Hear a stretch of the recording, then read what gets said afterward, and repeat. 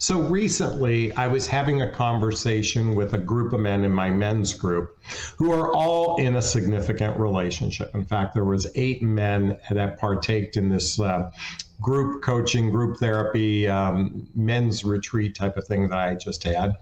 And as I shared a moment ago, they're all in relationship. And I found it interesting having a conversation about relationships with men, even though the workshop was about something different.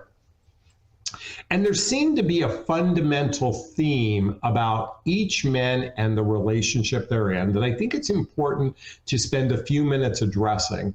So you can start to begin to tell the difference between the men who are serious about a relationship and the men who are really into you versus the men that may just be, what we'll say, are what I call spenders. And these are men who will spend time with you without ever really making a commitment.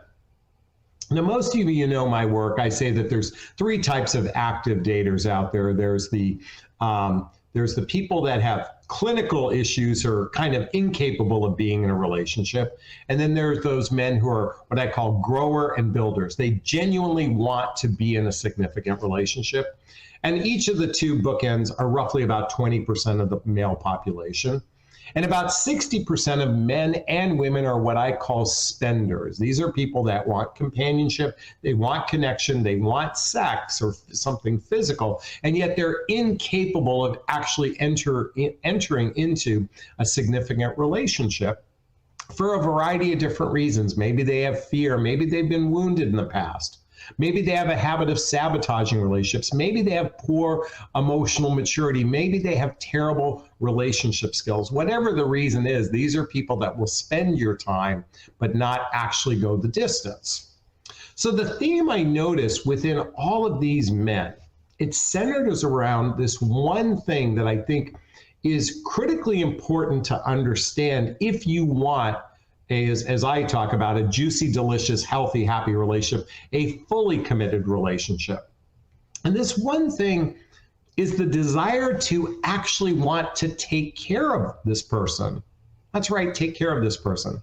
Now, I don't necessarily mean take care of in a financial sense, although that is part of the equation when you're in a fully committed relationship, especially if you choose marriage as your ultimate goal. But even if you're not married, isn't part of the equation of being in a relationship is to say, hey, if you're having a tough time, I'm going to be there for you. If you're struggling, I'm going to be there for you. If you're sick, I'm going to be there for you. Meaning, ultimately, when a man and women both reach that space of saying, I am willing to take care of you during the tough times, that's a real sign of a person who is genuinely all in and they want to be in a committed relationship.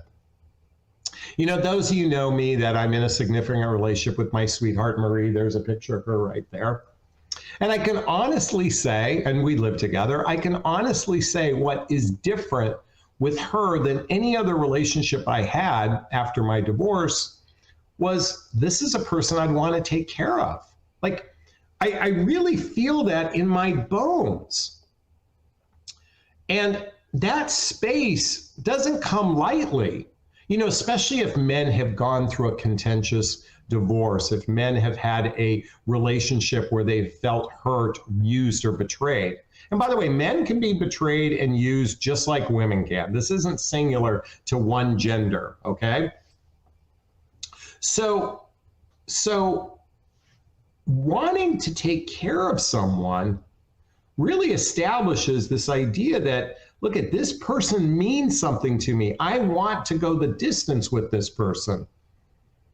And while this doesn't happen overnight, if a man doesn't reach that threshold of saying, I want to take care of someone, then it's going to be very challenging to actually have this relationship go the distance, because ultimately, if you want to have a relationship that goes the distance, you have to both be in that space of wanting to do that. So today I want to share what it might look like to kind of get a sign, to get some clues. These are some of the clues I think I probably planted the seeds along the way in my relationship, and not consciously per se, but certainly I did all the things I'm about to share with you right now that demonstrates that a man is serious, that he's into you, that he might want to go the distance, that he thinks about you all the time. Now, really quickly, let me differentiate between emotionally healthy men and emotionally unhealthy men. So let's be clear about something. There's a big difference between men who are emotionally healthy versus that are emotionally unhealthy. Emotionally unhealthy men, they are struggling. First and foremost, typically men that are going through a contentious aspect in their life, maybe a divorce, maybe job challenges, maybe health issues, the ground underneath that man might not feel solid. So I just want to share with you that there's a big difference between a man who's emotionally healthy, which is what I'm about to describe today, versus those dysfunctional men who are probably incapable of going deeper into a relationship. By the way, really quickly, I'm going to leave the camera for a moment. I have a yellow or orange light on that looks just a little too bright. And I think it's affecting the look of me on the camera. So I just took out the orange light. So I'm going to share with you the 5 signs a man thinks about you a lot and wants something serious. Here's my notes. Bump, bump, bump, bump, bump. Let's jump into that. So number 1, he wants to share everything with you. His hopes, his dreams, his future. And I also wrote down, beware of the men who seek therapy. So I want to differentiate between someone who is in a good place in their life and they're sharing with you their hopes, their dreams, their future, versus a lot of men who actually attach themselves to women because men crave feminine energy. Men crave feminine. When I say feminine energy, I just mean female company. Partially because women can be good listeners. And more importantly, if a man is going through contentious things in his life, he may gravitate towards a woman for being able to bare his soul because he can't do this with other men. I'm sure you've experienced this before. You've been with men who have just dumped on you. They basically used you as a therapist. And I don't mean this in a disingenuous way. I simply mean that they're not in a good place in their life, and it may seem like they're being vulnerable, authentic, and transparent, which they are, but it doesn't matter if all they're doing is sharing their problems versus their hopes, their dreams, their future. And again, with emotionally healthy men. One of the things I do in my private coaching, by the way, there's a link right here to schedule a discovery call, and there's a link in the description below.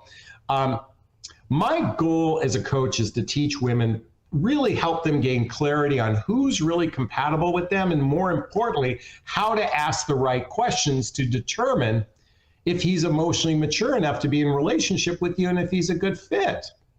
So schedule a free discovery call with me to see if working with a coach is right for you. So part of your job is to be a good detective and differentiate between the men who are wounded. And by the way, there's a lot of men who are wounded, just like there's a lot of women who are wounded out there.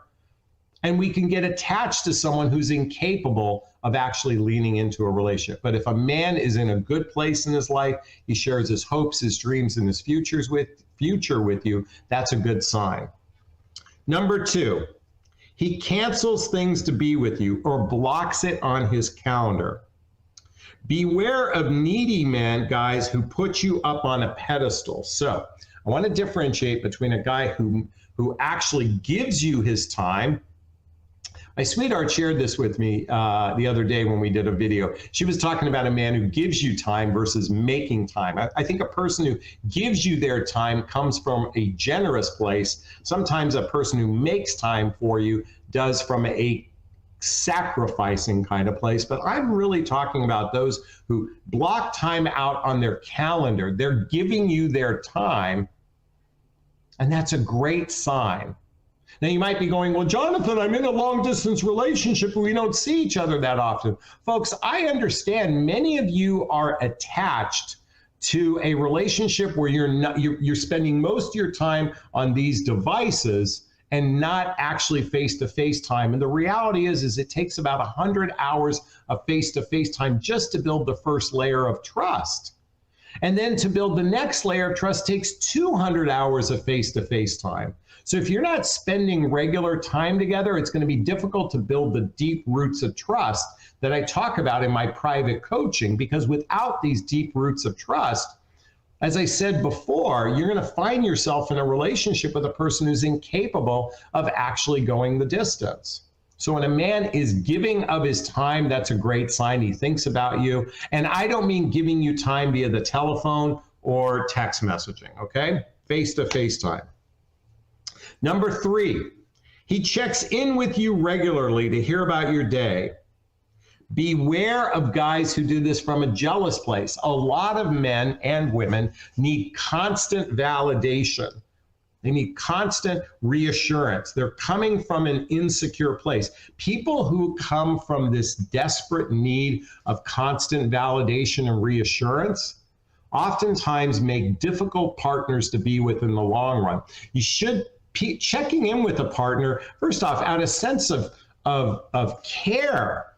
Out of a sense of care, you check in as a way to demonstrate trust, as a way to demonstrate, that you're a safe place to be, as you check in with each other. And it isn't singular. In other words, it isn't the guy always doing the work. In fact, many of you know I was in a long distance relationship. We now live together. There's my sweetheart again. You know what she did? Because she lived in Chicago, she lived 2 hours ahead of me. She always sent me the morning text to say, good morning, handsome, or good morning, sweetheart. And oftentimes I was up early anyway, and I responded very quickly, but it wasn't singular. It wasn't me doing it, but we took turns reaching out to each other. That demonstrates a mutual level of care when you're both regularly checking in with one another. Is this sinking in? Is this resonating? Please let me know. By the way, if it is, please hit that like button. Please share this video. Please subscribe to my channel if you're brand new to watching. All right, number 4, he's thinking about all the future things to do together. Beware of the early love bomber who says it but doesn't do it. Look for, in other words, there's a big difference between someone who's genuinely looking up flights on an airplane for a trip or looking up hotels versus someone who promises you the moon in the first, listen, before a man has sex, you literally have to discount everything he says, okay? So discount that early planning the future versus really pay attention for the guy when after you make love together, after you have sex together, is he actively planning things to do with you? This is why it might be more prudent to wait a little bit longer before you're physically intimate with a total stranger, just to determine if they're legit or not. People are in it for the short run, barely last 3 dates. People are in the long run, they don't mind taking their time to get to know you before you're physically intimate with them. And they're genuinely making real time to get to know you from a heart-centered friendship place and not an eager place to have sex with you. And these men who genuinely want you in their life, they're thinking about you. They're thinking about the next trip, thinking about inviting you to meet their friends. They're thinking about inviting you to meet family. They're thinking about the things they'd like to do with you, and they make plans to make that happen. And 5th, and the last one that we're going to share with you today, he requests exclusivity and monogamy early and clearly states his desire for a committed relationship. That's right. He states his request for monogamy, exclusivity, and a desire to be in a committed relationship with you. Now, be careful of the men who force that on you when they barely know you the first, second, or third date. Well, I'll share with you what I did with my relationship. I said, listen, when I'm physically intimate with someone on a regular basis, I like to be monogamous and exclusive. How do you operate? Okay. And we both agreed that's how we operated. And when we agreed that we were going to explore a fully committed relationship with each other, that's when we made a commitment to one another. We recited my dating vows to one another. And if you're not familiar with my dating vows, I want to share this with you. By the way, Let me share this with you, folks. The dating vows goes like, by the way, in the description below, there's a copy of this. Have you ever heard the saying, women are the gatekeepers of sex and men are the gatekeepers of commitment? Men are the ones who typically are the ones who make the, women tend to want commitment more than men, so men tend to be the gatekeepers of commitment. But what the dating vow is an agreement with one another, and it goes like this. You both share it with one another. You say, I agree to explore the process of getting to know you with the intent to declare something serious in the next 3 to 6 months. I agree to be monogamous sexually while we're having regular sex together. I agree to not actively seek to meet and date others while we're in the dating process, including taking down our dating profiles. I agree to speak up if this isn't working for me versus pulling back, ghosting, or disappearing. And I agree to invest regular time in the process of getting to know you, which looks like spending 3 or 4 days and nights a week together, doing shared activities, hobbies, mutual interests, spending time with family and friends, traveling together, teamwork, building skills, both in our personal and our professional life, intimacy, both physical and emotional intimacy. Now, here's the thing. 90% of men will bail on this because there's thousands of women who will have sex without any commitment or agreement whatsoever. Here's the thing. If all women band together and use the dating vows, I think you'd weed out a lot of guys that are in it for the short run. And so, again, in the description below is my dating vows. So just to repeat, those 5 things a man thinks about when he wants something serious with you. He wants to share his life with you, his hopes, his dreams, his future. Number 2, he cancels things to be with you, or he blocks time on your calendar. In other words, he gives you his time. He checks in with you on a regular basis to see how you're doing. He thinks about the future things that the future things you guys can do together. And lastly, he requests exclusivity and monogamy with you. That's a great sign. He's thinking about you and wants something serious.